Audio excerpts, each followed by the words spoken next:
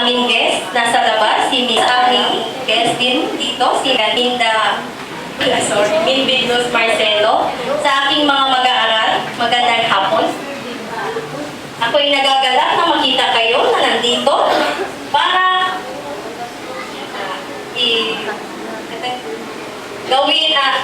para makita ninyo ang isang classroom debate na pinaghusayan namin, I guess. Okay, so hindi na ako, magsimula muna tayo sa pagkanta ng Lupang Hinirang. I am requesting everybody to stand.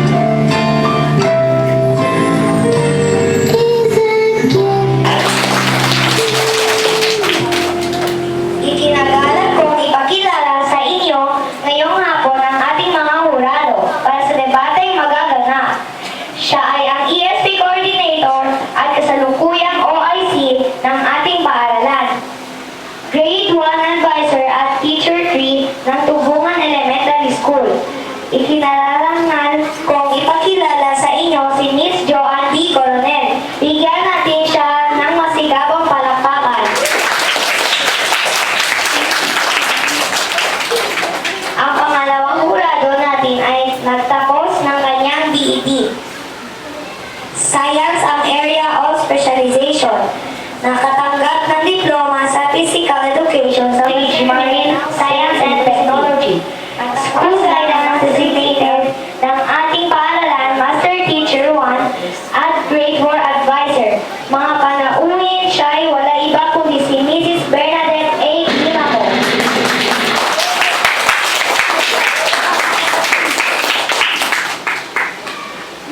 Ang pangatlong hurado ay isang Grade 5 Advisor, mga school coordinator,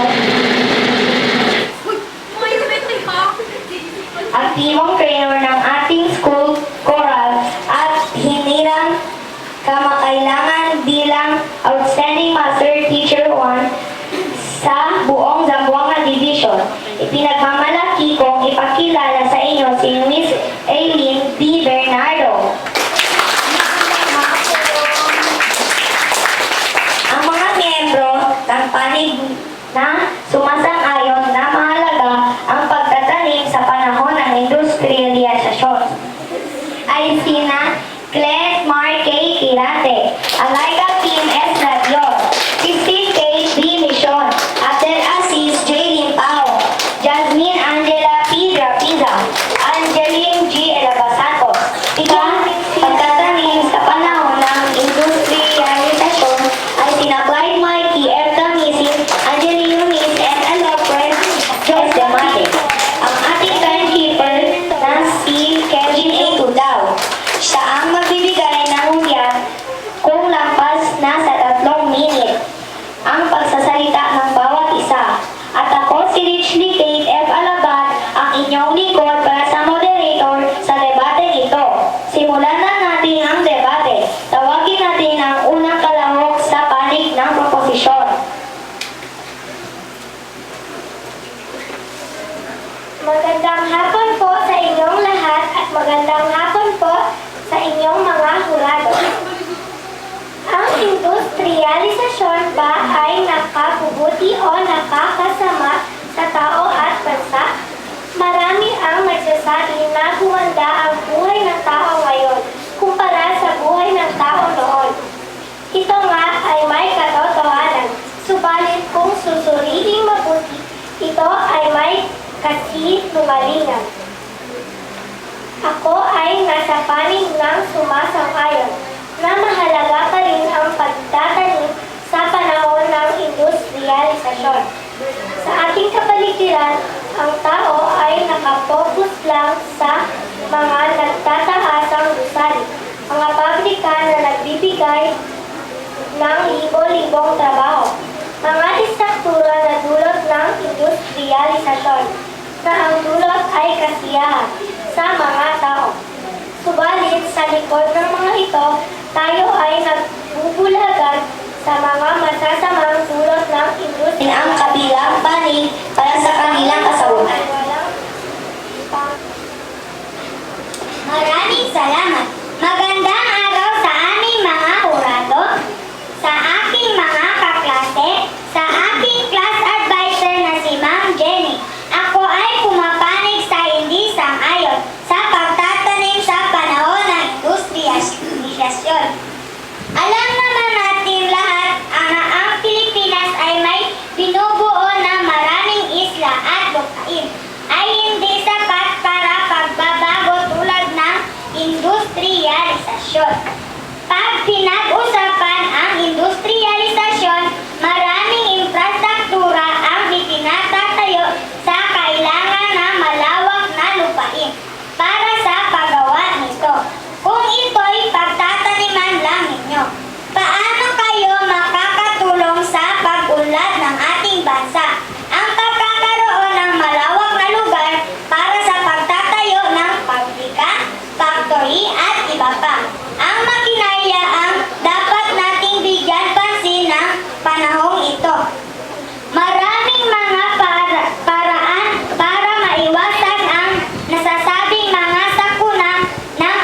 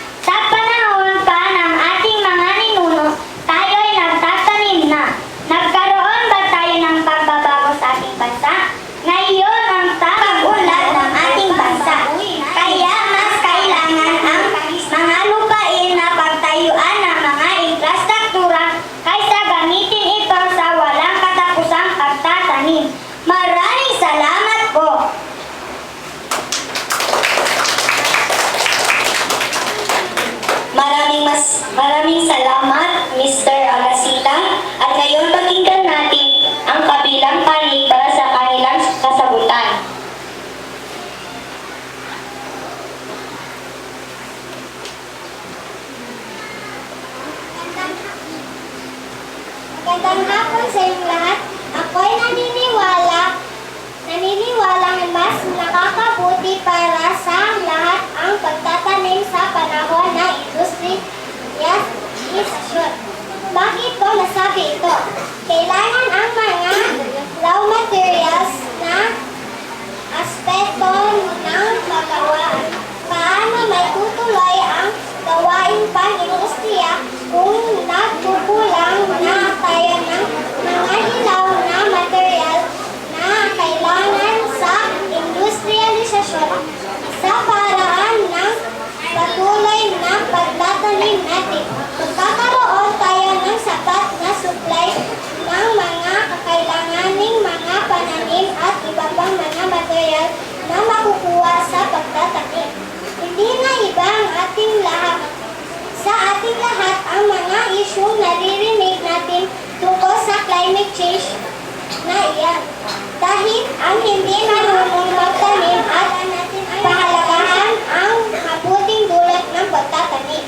Sana magising tayo sa tunay na nangyayari ngayon sa ating kapaligiran. Isulong ang pagtatanim kasabay ng pag-unlad na industrialisasyon. Maraming salamat po. Maraming salamat, Miss Elaba Santos. At ngayon, pakinggan natin ang kabilang panig para sa kanilang kasagutan. Ang mga raw materials na kakailanganin natin sa ating industriya ay matagal nang nakahanda. Meron na tayo nito sa panahon pa ng ating mga ninuno.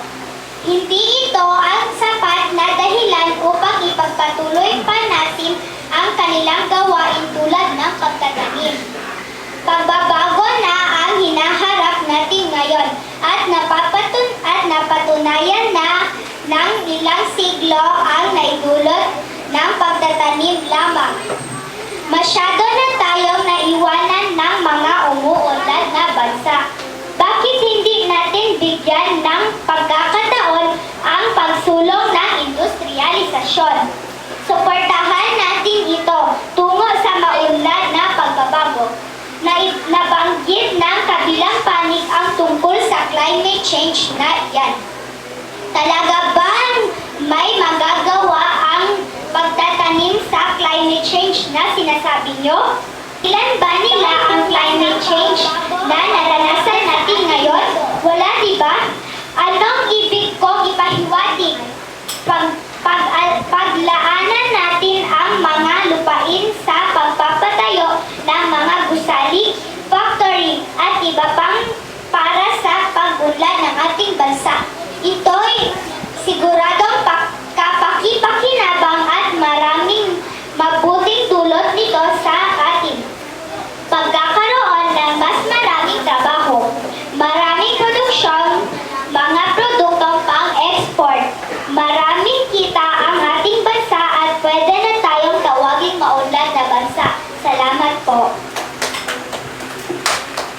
Maraming salamat, Miss Demate. At ngayon, pakinggan natin ang kabilang panig para sa kanilang kasagutan. Magandang hapon sa inyong lahat. Ako ay nasa panig ng sumasang-ayon. Dahil sa aking palagay, mas mabuting ideya at paraan ang pagtatanim habang patuloy na umuusbong ang industrialisasyon sa ating bansa. Naniniwala akong ito ang sagot sa kahirapan ng maraming Pilipino. Ngunit, kailangan ding imulat ang mga kaisipan ng ating mga kabataan tungkol sa kahalagahan ng pagtatanim. Dapat bigyan din ng ating gobyerno na ang bawat isa ay may responsibilidad na magtanim. Magkaroon ng aktibong partisipasyon sa pagpapalawig ng pagtatanim. Sana may isakatuparan nito ng bawat Pilipino bilang tugon sa suliraning meron tayo tungkol sa kapaligiran. Masyado ng maraming oras na naaaksaya sa pag-upo gamit ang modernong teknolohiya. Masyado na tayong babad sa mga gawaing hindi pinagpapawisan. Dahil dito, maraming mga sakit ang nararanasan at nararamdaman, ngunit kung ating titingnan sa panig ng pagtatanim, maraming mabubuting dulot ang gawain ito. Isa,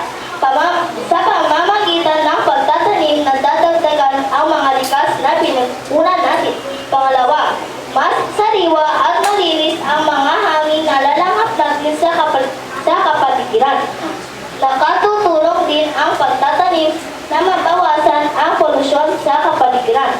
Pangatlo, magkakaroon tayo ng sapat na supply ng mga kakailanganing ilaw na material sa industrialisasyon. Pang-apat, sa pamamagitan ng pagtatanim, tayo'y pagpapawisan at magandang gawain ito sa pagkakaroon ng malusog na kalusugan. At marami pang iba. Kaya sa pagtatanim sa panahon ng industrialisasyon, hindi lamang madaragdagan ang supply para sa produksyon ng industrialisasyon, kundi magkakaroon pa tayo ng malusog na tao o healthy manpower. Salamat. Maraming salamat, Miss Sean. At ngayon, pakinggan natin ang kabilang panig para sa kanilang kasagutan. Ako ay hindi sumasang-ayon sa halaga ng pagtatanim sa panahon ng industrialisasyon. Dahil dapat ang focus natin ay kung paano mapapaunad ang ating bansa. Matagal na talang pumapanig sa maling pamamaraan ng pagpapaunad ng ating bansa. Bigyan naman natin ngayon ng pagkakataon ang pagbabago sigurado ay doon ay lalasan. Ang mga kabataan at mga gawa ay pinagpapawisan din kung sila ay nagtatrabaho sa mga pagawaan, isang mabuting ersisyo din iyon, di ba? Maraming paraan kung gustuhin lamang natin naging malusog. Pero hindi ito dapat naging ang dahilan ng hindi tagunlad sa ating kaya. At-isipan na budang mga sitwasyon ng mga nauunlad na bansa. Ano ba ang pagkakaiba natin sa kanila? Mas malawak ang pangunawa nila tungkol sa pagbabago kasi sa atin.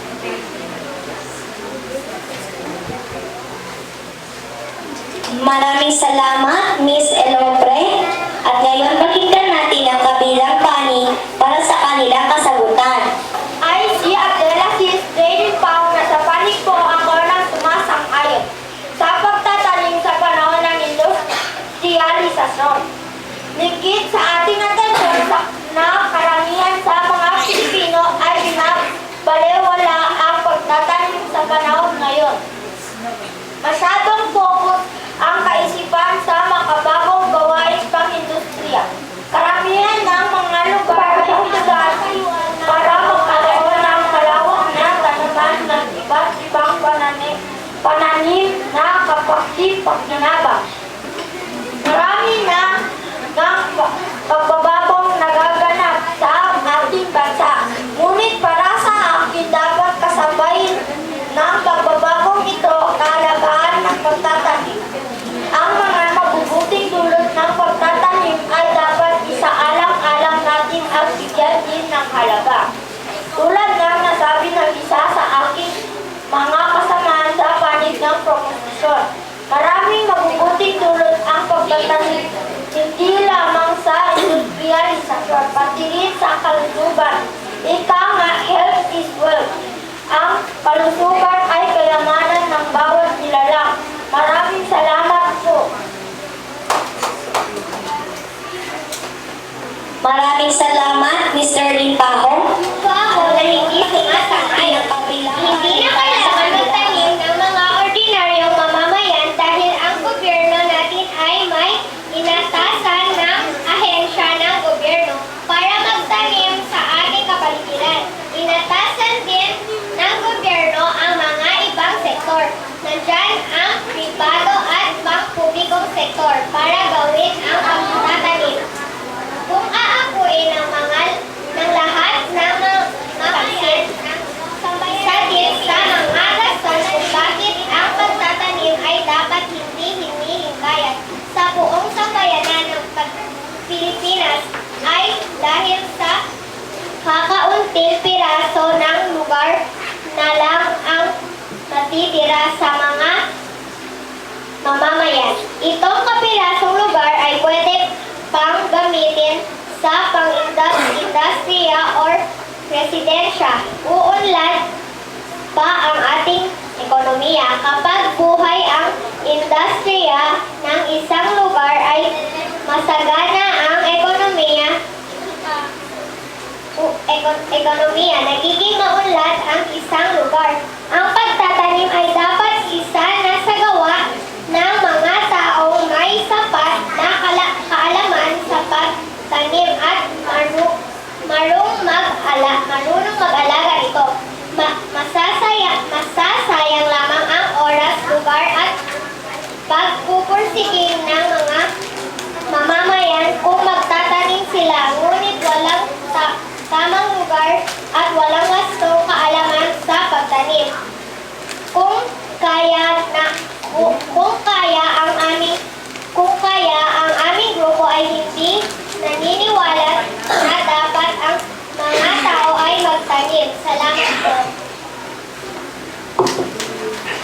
Maraming salamat, Miss Mendoza. At ngayon pakinggan natin ang kabilang panig para sa kanilang kasagutan. Magandang hapon sa mga hurado at sa ating mga panauhin. Tingnan ang inyong paligid. Ibang-iba na ito ngayon kaysa noong.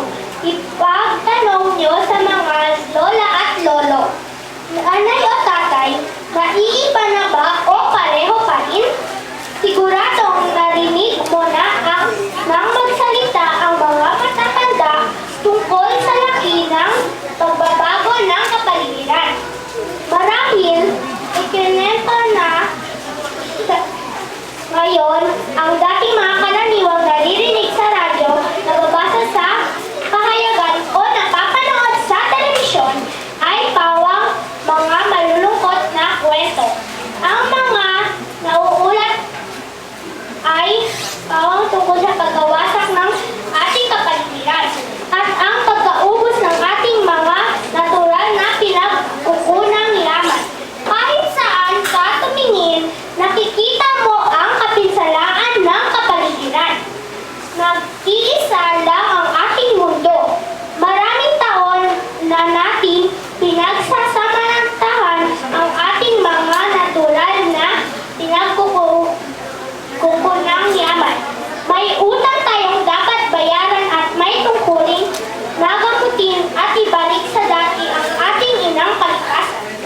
Kaya sa aking palagay, ang debate nito ay isang pamumulat sa ating mga kabataan na mahalaga ang kalikasan at ang pagtatanim ay naranasan natin dahil sa malimit na lamang o hindi na ang mga epektong naranasan dahil binigyan sana natin ng pansin ang mga kahalagahang dulot ng pagtatanim. Kung tayo ay nagtatanim sa ating mga bakuran, marahil ay hindi tayo gagastos ng malaki para sa mga pagkain natin. Sariwa at maaaring libre pa ang mga makailanganing prutas at gulay sa paligid lamang. Sa pamamagitan ng pagtatanim, kanya-kanyang paligid, maidudulot nito ang komportableng pamumuhay ng bawat Pilipino. Itinuturo rin natin ang magagandang kaugalian sa ating mga kabataan na maging nature lovers sa paraan ng pagtatanim. Sa mga magulang, hikayatin po sana natin ang ating mga anak sa pagtatanim para sa kanilang kinabukasan. Ituro po natin sa kanila na mas mainam ng pagkakaroon ng sariling gulayan o pananim. Dahil makakatipid at siguradong ligtas at sariwa ang nakukuha dito. Para sa mga kabataan tulad ko, sana'y maging aral sa ating lahat ang mensahe ng debate nito na mas mahalaga pa rin ang pagtatanim kasabay sa pagunlad ng industrialisasyon sa ating bansa. Maraming salamat. Maraming salamat, Mr. Tirante. At ngayon pakinggan natin ang kabilang panig para sa kanilang kasagutan. Magandang hapon sa inyo mga hurado at magandang hapon rin sa aking guro na si Ma'am Jenny J. Uy. Ako ay hindi sang-ayon sa halaga ng pagtatanim sa panahong industrialisasyon dahil sagabal lamang sa paggawa ng mga gusali kailangan sa pagunlad ng ating bansa.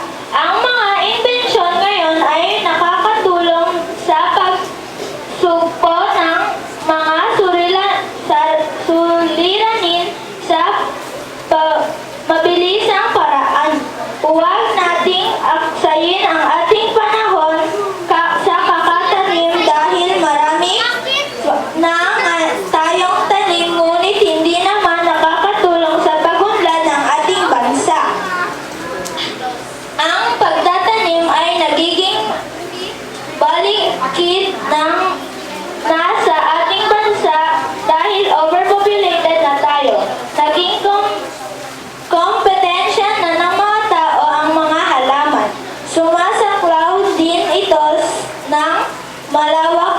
lugar na sana'y gagamitin natin sa pagtayo ng mga makabuluhang gusali na kailangan para sa industrialisasyon. Para sa akin, mas makakabuluhan ang ating oras kung ito ay gagamitin natin sa pag-unlad ng ating mga skills patungo sa mga pag-usbong ng industrialisasyon. Maraming salamat. Yun lang po. Maraming salamat, Mr. Kamisin. At ngayon pakinggan natin ang kabilang panig para sa kanilang kasagutan. Ako po sa inyong lahat. Ako din po ay sumasang-ayon sa pagtatanim sa panahon ng industrialisasyon. Marahil ay wala na tayong magagawa sa pagbabagong ito para sa pag-unlad ng ating bansa.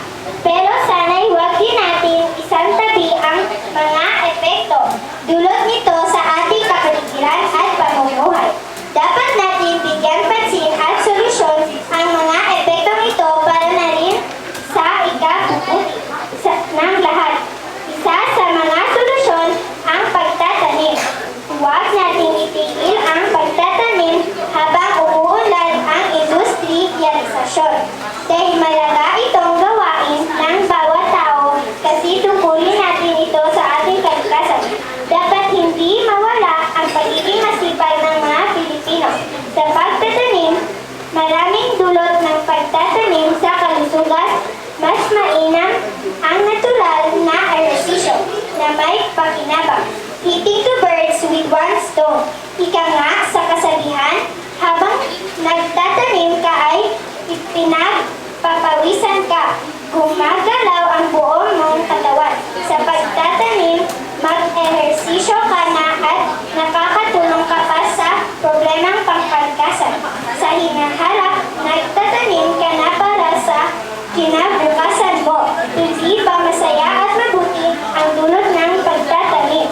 Sana nga ay mabuksan ang kaisipan nating mga Pilipino na ipagpatuloy ang pagtatanim, hindi man makakinabangan sa ngayon, pero ay inihahanda ka na para sa malusog at magandang kinabukasan mo, pati na rin para sa mga anak at apo. Diba? Isipin natin na ang pagtatanim ay masayang gawain dahil mabuting dulot nito para sa atin. Hindi mahirap ang pagtatanim. Ang mahirap ay yung marami na tayong sakit, dulot ng mga gawain hindi tayo pinagpapawisan at pagkain ng mga artificial foods. Mas mainam ang natural at sariwang pagkain ang ating ipinapasok sa ating katawan, kaya tara na, magsimula na tayong magtanim tungo sa malusog at magandang kinabukasan. Maraming salamat po. Hello. Maraming salamat, Miss Rapiza. At ngayon pakinggan natin ang kabilang panig para sa kanilang kasagutan.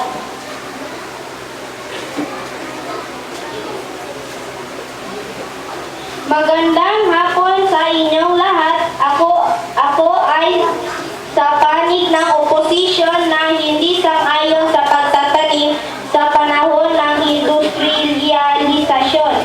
Kasabay ng pagbabago ng pag-iiba din ng pamumuhay. Dapat pagtutuunan natin ng maraming oras at atensyon ang mga bagay na mas prioridad tulad ng pagpapaunlad ng ating bansa. Mas maraming pakikinabang gawain ang nangangailangan ng ating oras kaysa sa pagtatanim lamang. Maituturing na hadlang lamang ang pagtatanim kasi maraming oras na kailangan dito at malawak na lugar ang mauukupan ng gawain ito. Ang Pilipinas ay may limitadong lugar lamang para sa mga infrastruktura na kailangan sa industrialisasyon. Anong magagawa ng pagtatanim lamang sa pag-uunlad ng ating bansa? Huwag mangamba sa mga pagkain sariwa dahil madali lamang tayo makukuha ng mga produktong yan kung tayo maunlad na. Mas importante para sa lahat ng pag-uunlad sa ating pamumuhay at tungo sa maunlad ting bansa. Ang pagsulong ng paggawaan ay nabibigay din sa maraming trabaho at iba pa pag-uunlad. Ako ay naniniwalang hindi mahalaga ang pagtatanim sa panahon ng industrialisasyon. Maraming salamat po.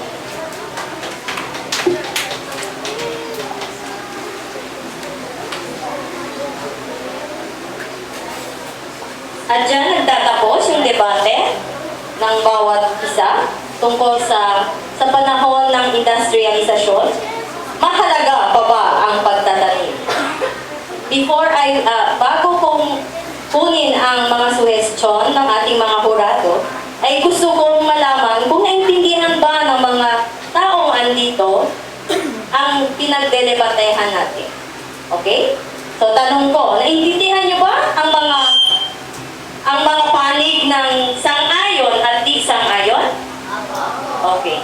Sa base sa kanilang mga pahayag, sino ngayon ang naniniwala na hindi mahalaga ang pagtatanim sa panahon ng industrialisasyon ngayon? Itaas ang inyong mga kamay, tingnan natin. Wala. Ilan sila doon? 5? 6? Sila lang? Hindi nila nahikayat ang inyong mga pananaw? Ganon. Sino ngayon ang mga umaayon sa mga proposisyon na dapat ang pagtatanim ay pahalagahan kahit sa panahon ng industrialisasyon? Aba, lahat pala ay umaayon sa panig ng proposisyon. Maraming salamat. Ngayon ibibigay ko na ang mikropono sa ating Ulit sa inyong lahat, mga magagaling na magdedebate. No? Yung tama ba yun? Dito, sumasang-ayon. Dito, hindi. Binibigyan ninyo halaga ang industrialisasyon. Kayo, binibigyan ninyo halaga ang pagtatanim, di ba? Parang ganon? Okay.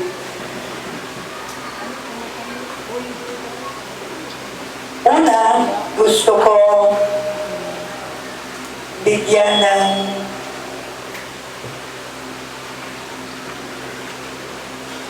congratulations, no? Sa inyong guro. Dahil sa kanya, yun ang nangyari ngayong hapon, no? Mula sa mga inputs na binigay niya sa inyo, ganon din sa amin.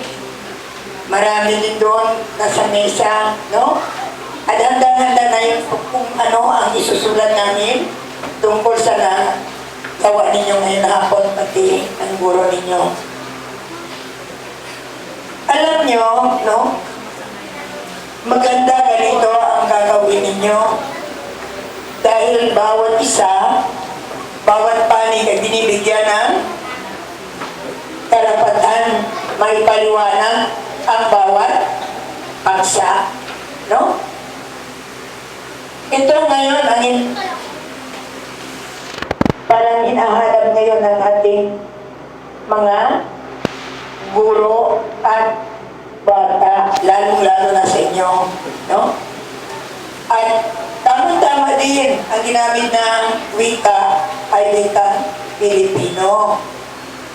Dahil Pilipino tayo, at Pilipino din ang ating salita, hindi English, dahil mas maintindihan natin ang binibigkas. Di po ba? Kahit ganon din si ma'am. Si ma'am kakaunti lang, pero nang marinig ko sa inyo ngayon, ang pananalita ninyo, dumagdag. Filipino concentration ko. Concentration, ma'am. No? Sa kolehiyo. Pero natuto ko naman, dahil binigay sa akin sa kolehiyo, 1.5 sa Pilipino. No? Oh. Dahil, simula pa sa elementarya, nagsimula na ako sa pananalita ng Pilipino. Tsabakano talaga ako. Pero mula grade 1, magtutula si ma'am sa wikang Pilipino. Alam nyo, grade 2 ako, ganyan kakapal ang booklet sa ulo ng nanay ko upang labanin yung mga anak ng talagang Pilipino talaga yung salita nila. Akala nga nila nagkamali pa. Si ma'am daw anak ng bilanggo. Kasi noon dito sa Zamboanga, ang mahuhusay magsalita ng Pilipino, mga taga Maynila na pinadala dito mga bilanggo. Ha? So akala nila si ma'am anak ng bilanggo. Kasi natuto din si ma'am mag-Pilipino. Grade 2 pa. Kayo, grade 4, no? Masaya lang ako dahil may pupil din ako dito sa inyo. Kasama na bihasa magsalita ng Pilipino. Kaya nga sabi ko sa mga kurado ko, yan, kung pagdating yan sa grade 5, piliin ninyo yan sa mga newscaster. Ha? Kasi, broadcasting. Okay, ang suggestion ko lang sa inyo, no? Parang pinahaba ko na. Alam niyo, pag maghawak ako ng mikropono, parang ayaw ko na mag-video kasi gusto ko salita ng salita, lalo na parang interesado talaga sa akin, no? So, ang suggestion ko lang, no? Pareho kayo, maganda yung ninyo, pag didepend sa inyong panig, no? Pagtatanggol sa inyong panig, pareho magaling. Ang suggestion ko lang yung pagbibigay ninyo ng inyong panig. Una, tumitingin kayo dyan sa amin, no? Nangungumusta, bumabati. Pero habang binibigay na ninyo yung panig ninyo, ganun na lang kayo. So dapat, paminsan-minsan, patingin-tingin naman sa mga nanonood sa atin. No? Kumbaga sa TV, posing-posing tamin. Nagkakunti, parang natutulog lang kayo ganyan. Pag mag-ano yan sa inyong beautiful ba? So paminsan-minsan, tas naman ulo ka, nagsasalita din kayo sa amin. Hindi na lang sa papel. Okay? So, sa tingin ko yun lang ang masasabi ko. Pero kung anuhin ninyo ako, saan ako dyan? Ha? Silang dalawa. Alam nyo, pag may naitalim tayo, lalong yayaman ang ating bansa. Kasi industrialized country. Hindi lang yan sa mga building, mga gusali. Dapat meron din tayo resources. So, kung marami tayo na itanim, siguro pwede na tayo mag-export, no? Pero sa ngayon, kasi pagkakunti lang yung naitanim natin, doon tayo sa ibang bansa kumukuha ng bigas. Di po ba? Yun na. Maraming salamat. Maraming salamat, Ma'am Joanne, sa napaka-inspiradong mensahe. Ngayon, tutungo tayo sa kabilang kurado na si Miss Aideen B. Bernardo. Bigyan natin ng masigabong palakpakan si Ma'am Aideen. Magandang hapon sa inyong lahat. Hello. Magandang hapon. Gusto ko yung tumayo dito na parang isa akong debator. So bago sa lahat, bigyan natin ng masigabong palakpakan sa lahat ng mga debator na nasalita dito para kayo. Malubos na talagang ipinakita yung kanilang kakayahan kung anong nais nilang sabihin. At higit higit sa lahat, bigyan din natin ng masigabong palakpakan ng inyong advisor. Na talagang inihanda itong lahat. Hindi lamang makikita natin talagang handang-handa mula sa harap hanggang sa likod na pati pagkain. Busog na busog kami. Maraming salamat po, Teacher Jenny Owen. So, sa batay nakita natin, ang mga bata dito ay may kakayahan sabihin nila kung anong nais sabihin nila yung sa loobin nila, batay na sumasang-ayon sa pagtatanim at ito, industrial mga sang-ayon. Okay. So, kung sa akin, tama sabi ni Ma'am Joanne, I expect yung debater, no? Isa lang mga langga, kapag nag-debate na tayo, tumingin tayo sa kabilang panig dahil nais niyong sabihin kung anong nais sabihin ninyo, no? You glance for a while with your opponent. Na ako, sumasang-ayon ako dito dahil ganito. Kayo din, yung sa batay dito sa kabilang panig, pag ganitong debate, no? Pero nakikita na nakahanda, pero we are expecting kasi kayo nasa apat na baitang. Okay, now, kung ako'y pagtatanim, opo, kapwa, tama, kasi you have your own opinion, meron kayo sa inyong sariling opinion na pwedeng pagtaniman, kaya sabi natin, health is wealth, mas masarap pa rin kumain yung mga sariwang pagkain. Dito naman, importante kasi laging lumulubo na yung mga tao dito sa ating bansa. So, we need also, kailangan natin ito upang magkaroon sila ng kanilang trabaho. No? Tama din. So, kapwa meron sariling opinion na tama ang ipinahiwatig. So, wala na akong masabi dahil kung ako'y i-rate talagang go for it. Very good. Excellent job. Maraming salamat sa inyong lahat at muli magandang hapon. Maraming salamat, Ma'am Lily. Para sa ating pangatlo at hindi huli, ang ating master teacher ng grade 4, Ma'am Bernadette A. Grimaco. Bigyan natin siya ng malakas na palakpakan.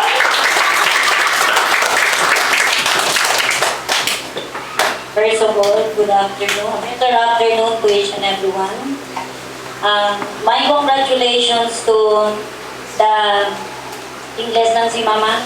My Tagalog is short.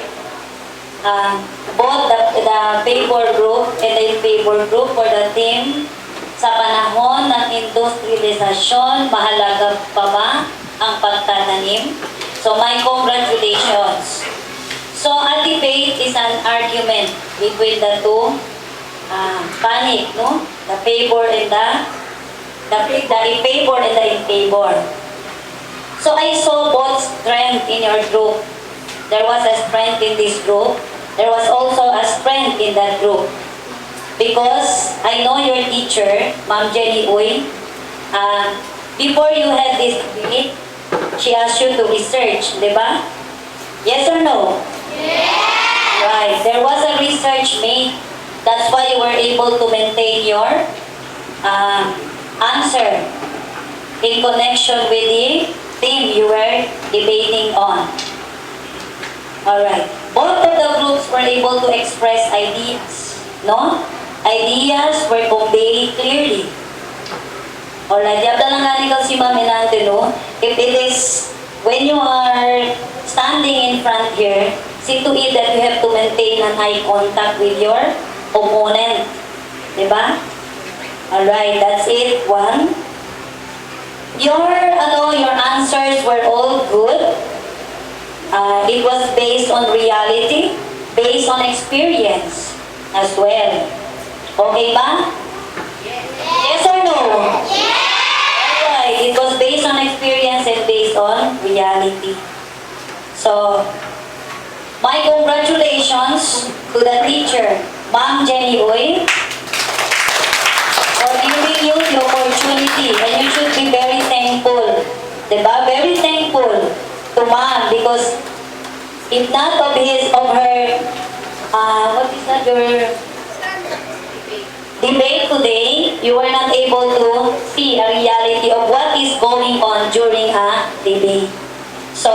thank you for giving also the opportunity as one of the judge here.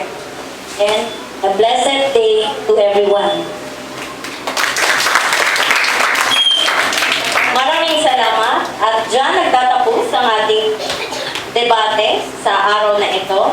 Nagpapasalamat din ako sa presensya ng ating mga co-flexible learners na si Ma'am Jocelyn B. Enriquez at si Ma'am Mindy Luz Marcelo. Bigyan natin sila din ng masaganang palakpakan sa ating mga co-teachers na nandito, kay Sir Joseph, kay Ma'am Cyrene, kay Ma'am Kalada at kay Ma'am Rubio Ignacio. Thank you very much sa inyong mga suporta at maraming salamat. At, okay, stasyon mo.